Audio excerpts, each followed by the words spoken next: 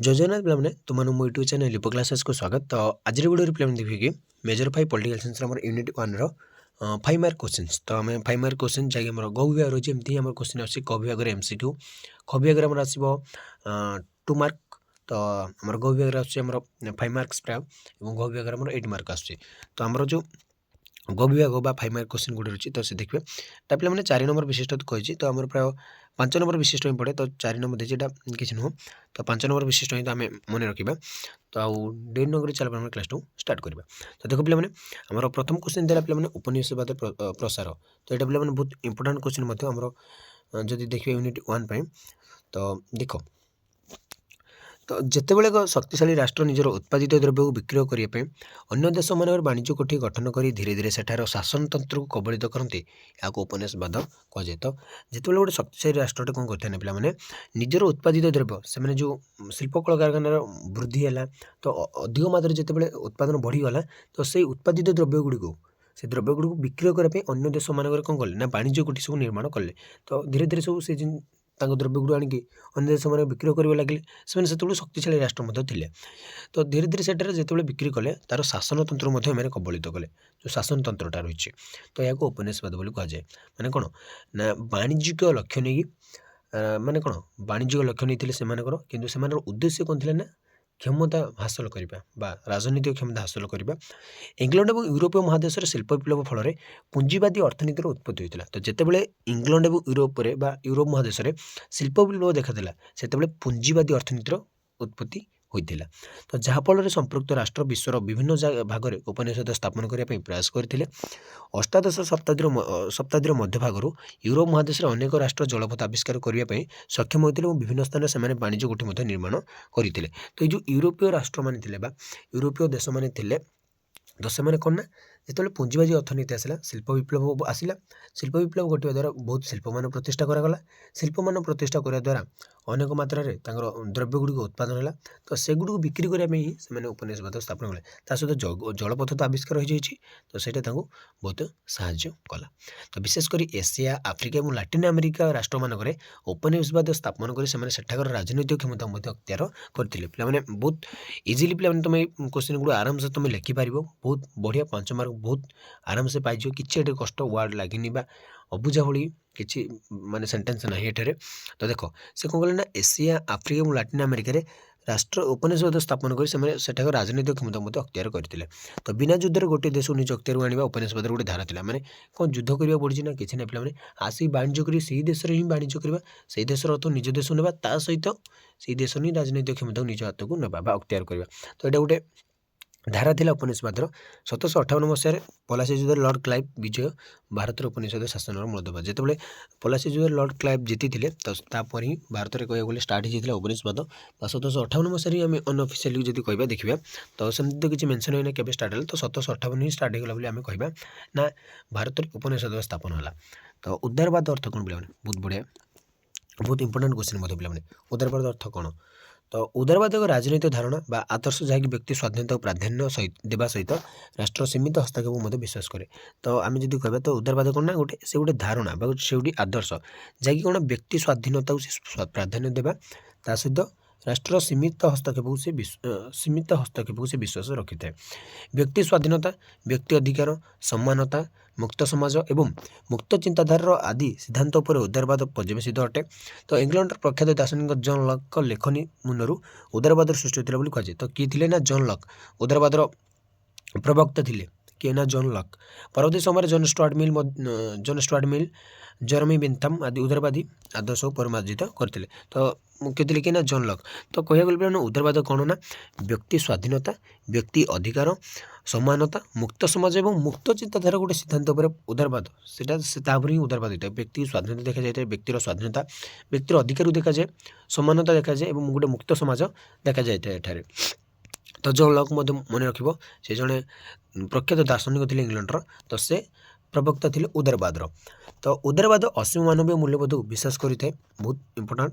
ତ ମନୁଷ୍ୟର ବଞ୍ଚିବାର ଅଧିକାର, ଜୀବିକା, ସ୍ୱାଧୀନତା, ମାନବୀୟ ମହତ୍ତ୍ୱକୁ ଉଦାରବାଦ ପ୍ରୋତ୍ସାହିତ କରିଥାଏ। ରାଷ୍ଟ୍ର ସୀମିତ କ୍ଷମତା, ବ୍ୟକ୍ତି ହାତରେ କ୍ଷମତା ନ୍ୟସ୍ତ କରିବାକୁ ଏହା ବିଶ୍ୱାସ କରେ। ବ୍ୟକ୍ତିର ମଙ୍ଗଳ ସାଧନ ପାଇଁ ରାଷ୍ଟ୍ର ସଂକଳ୍ପବଦ୍ଧ ରହିବା ଉଦାରବାଦର ଆଦର୍ଶ ଅଟେ। ତ ଏଇ 4ଟି ପଏଣ୍ଟ ମଧ୍ୟ ତୁମେ ଲେଖିଦେବ, ବହୁତ ଭଲ पॉइंट गुड़िक रही तो जैकि मन रही पे है मनुष्य बचार अधिकार ता सहित राष्ट्र जो सीमित क्षमताटा को व्यक्तिगत क्षमता नष्ट कर गोटे विश्व मैं गोटे व्यक्तिगत जमी क्षमता रहू ताकू से विश्वास करे।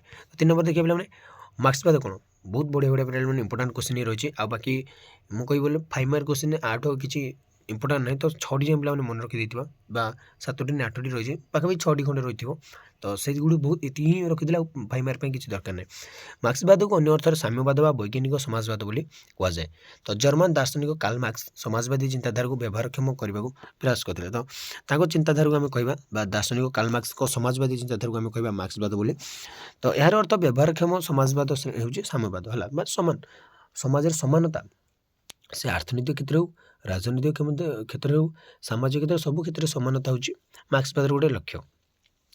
तो मार्क्स मत इतिहास समाज दुईटी श्रेणी व्यक्त होता धनिक श्रेणी और शोषित श्रेणी धनिक मैंने क्या शोषित करती शोषक श्रेणी को गरीब श्रेणी को अतएव श्रेणी संघर्ष एक निरवच्छिन्न धारे तो जिते बड़ू समाज स्टार्ट होती से मत धनिक एमती लगी रही है। यार मूल कारण हूँ पुंजीवाद प्रसार और साम्राज्यवाद प्रसार तो जन पाखे अधिक टଙ୍କା रही जन पाखे कम टଙ୍କା रही तो सहीटा हूँ पुंजीवाद प्रसार घटिया द्वारा साम्राज्यवाद प्रसार घटिया द्वारा एगुड़ी बार गोटे संघर्ष देखा मिलूँ।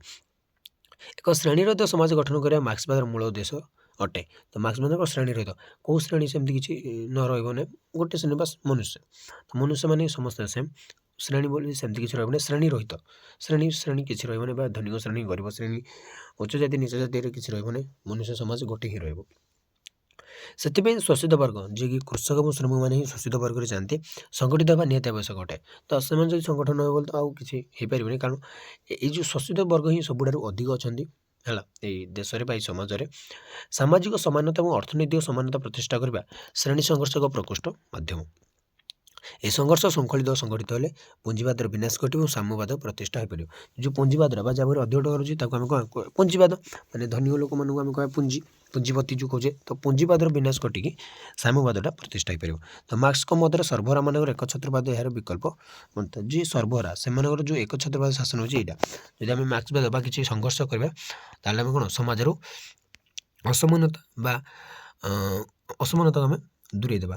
तापर आसला बेले आ गोटे क्वेश्चन उत्तर उपनिवेशवाद कौन देख उत्तर उपनिवेशवाद एक धारणा जैक उपनिवेशवाद प्रभाव में राष्ट्र व्यवस्था परिवर्तन सांस्कृतिक आर्थिक और सामाजिक प्रभाव विषय अध्ययन करते तो जिते समाज उत्तर उपनिवेशवाद जिते उपनिवेशवाद स्थापन है 1947 मसीह जिते भारत स्वाधीन है तो तार परवर्ती अवस्था को 1947 रु है तो पूर्व देखी मैंने जी 2 मार्क 1 मार्क क्वेश्चन गोटे देखिए तो से बुझी 1947 1980 तो यही पीरियड को कहुए कौन ना आमर पर्व उत्तर उपनिवेशवाद बोली कहुए तो कौन भाई देख ना उत्तर उपनिवेशवाद एक धारणा जहाँकि उपनिवेशवाद प्रभाव में जो कौन कौन होती जो उपनिवेशवाद गोटे देश में स्थापन है तो से देश में कौन कौन परिवर्तन होती तो राष्ट्र व्यवस्था परिवर्तन कौन होती सांस्कृतिक परिवर्तन कौन होती आर्थिक परिवर्तन कौन होती सामाजिक समाज पर तार प्रभाव कौन पड़ी तो ताकू बुझ तो जातीयतावाद उद्रेक फल उपनिवेशवाद विलय घटित जितेबाला लोक मध्य जातीयवादर उद्रेक आसला जातीयतावाद भावना आसला निज देश प्रति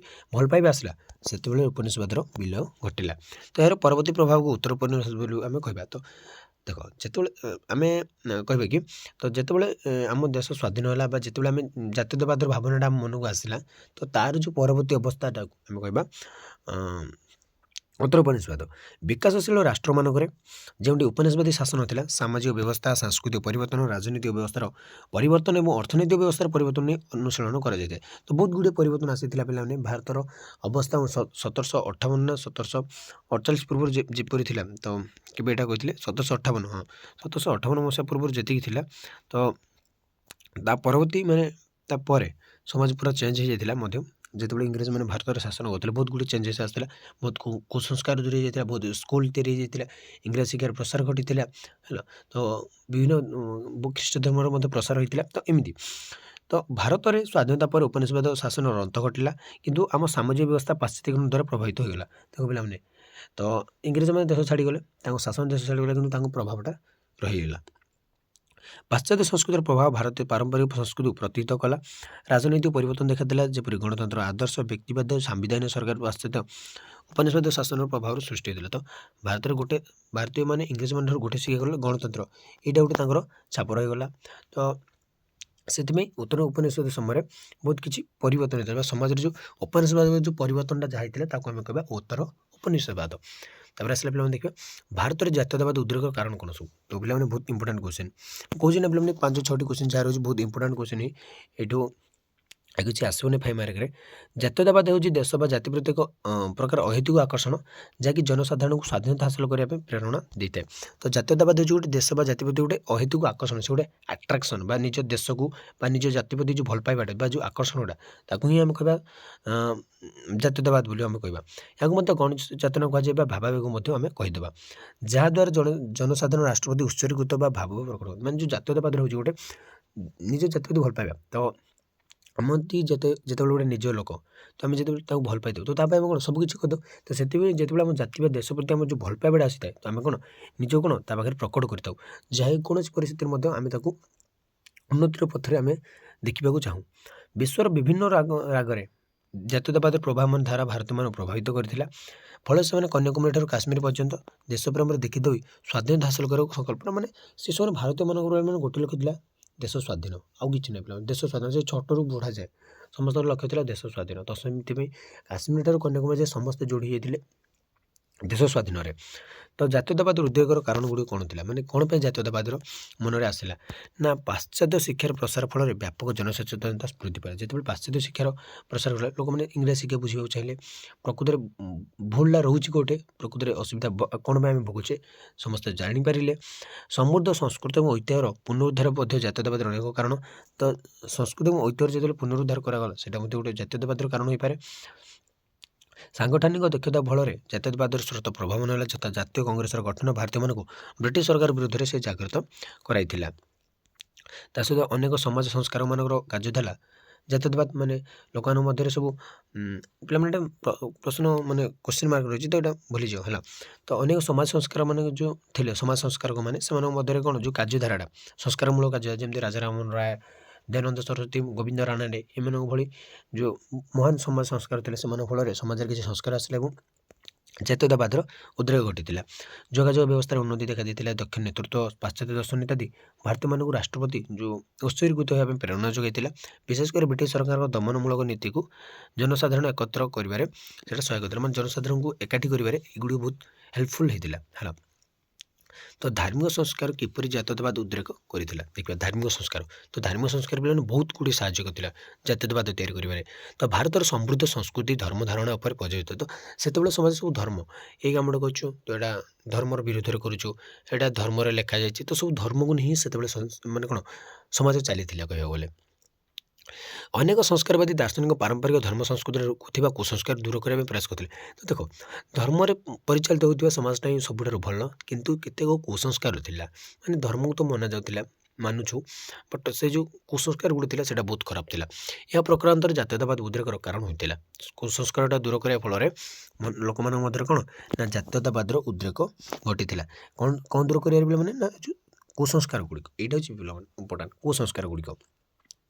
ରାଜା ରାମମୋହନ ରାୟଙ୍କ ଦ୍ୱାରା ବ୍ରାହ୍ମ ସମାଜ, ଦୟାନନ୍ଦ ସରସ୍ୱତୀଙ୍କ ଆର୍ଯ୍ୟ ସମାଜ, ଆନି ବେସାନ୍ତଙ୍କ ଥିଓସଫିକାଲ ସୋସାଇଟି ଏବଂ ବିବେକାନନ୍ଦ ରାମକୃଷ୍ଣ ମିଶନ ଭଳି ସଂଗଠନମାନେ ଦେଶରେ ବ୍ୟାପକ ଧାର୍ମିକ ସଂସ୍କାର କରିବାରେ ସକ୍ଷମ ହୋଇଥିଲେ। ତ ଦୟାନନ୍ଦ ସରସ୍ୱତୀଙ୍କ ବେଦ ସଂସ୍କୃତିର ପୁନରୁଦ୍ଧାର କାର୍ଯ୍ୟକ୍ରମ ଦେଶରେ ଜାତୀୟତାବାଦ ଉଦ୍ରେକର ସେ ପ୍ରମୁଖ ଭୂମିକା ଗ୍ରହଣ କରିଥିଲା। ତ ଭାରତୀୟ ଜନସାଧାରଣ ପାଶ୍ଚାତ୍ୟ ଧର୍ମ ସଂସ୍କୃତି ପ୍ରତି ବିତସ୍ପୃହ ହୋଇଥିଲେ। ଏହା ପ୍ରକାରାନ୍ତରେ ରାଷ୍ଟ୍ରପ୍ରେମର ସେ ଗୋଟେ ଧାରକ ହୋଇଥିଲା। ତ ଏଇଭଳି ଭାବରେ ମାନେ କ'ଣ ଆମ ଲୋକମାନଙ୍କ ମଧ୍ୟରେ ଜାତୀୟତାବାଦର ଉଦ୍ରେକ ଘଟିଥିଲା। ତ ଯାହାକି ବହୁତ ଇମ୍ପୋର୍ଟାଣ୍ଟ ହେଇଥିଲା ପିଲାମାନେ ଆମ ଦେଶକୁ ସ୍ୱାଧୀନ ଦେବାରେ। ତ ଆଜି ପାଇଁ ପିଲାମାନେ କ୍ଲାସ୍ 2 ଏଇଟା ରଖୁଛି। ପରବର୍ତ୍ତୀ କ୍ଲାସ୍ରେ ଆମେ ଦେଖିବା ମାନେ ଗ୍ରୁପ୍ ଡି ବା 8 ମାର୍କ କ୍ୱେଶ୍ଚିନ୍। ତ ଏଇଟା ଆମର 5 ମାର୍କ ହେଇଯାଇଛି ପିଲାମାନେ, ଏଇଟା 8 ମାର୍କ କ୍ୱେଶ୍ଚିନ୍ସ ଓକେ। ତ 8 ମାର୍କ କ୍ୱେଶ୍ଚିନ୍ ଗୁଡ଼ିକୁ ଆମେ ଦେଖିବା। ତ ଆଜି ପାଇଁ କ୍ଲାସ୍ 2 ଏଇଟା ରଖୁଛି ପିଲାମାନେ ରହୁଛି। ଆଉ ଗୋଟେ ଇମ୍ପୋର୍ଟାଣ୍ଟ କ୍ୱେଶ୍ଚିନ୍ ମାନେ କଥା କହିଦେଉଛି ପିଲାମାନେ, ଏ 6ଟା ହିଁ ତୁମେ ମନେ ରଖିଯାଅ। ତ ଯଦି ଆଉ କିଛି ରହିବ ତ ଉପନିଷଦ କାହାକୁ କୁହାଯାଏ, ଉଦାରବାଦୀ ଉପନିଷଦ ଯେଉଁ ରହିଛି ବା ଉଦାରବାଦ କ'ଣ, ତ ମାର୍କ୍ସବାଦୀ ଉପନିଷଦ କ'ଣ, ତ ସେତିକି ହିଁ ଯଦି ଆସିବ କ୍ୱେଶ୍ଚିନ୍ ତ ଉତ୍ତର ଉପନିଷଦ ଏତିକି ହିଁ ଆସିପାରେ। ଜାତୀୟତାବାଦର ଉଦାରବାଦୀ ଜାତୀୟତାବାଦ ଆଉ ଆମର ଯେଉଁ ବିଭିନ୍ନ ପ୍ରକାର ରହିଛି ଜାତୀୟତାବାଦ ଗୁଡ଼ିକ ଯଦି ଆସେ ତ ସେ ଭିତରୁ ଆସିପାରେ କିଛି, ବଟ୍ ଏଇ 5-6ଟି ହିଁ ମନେ ରଖିଯାଅ ପିଲାମାନେ। ୟୁନିଟ୍ 1 ପାଇଁ ଏତିକି ହିଁ ରହିଯିବ, କିଛି ଆଉ ଦରକାର ନାହିଁ। ତ ରହୁଛି, ଜୟ ଜଗନ୍ନାଥ।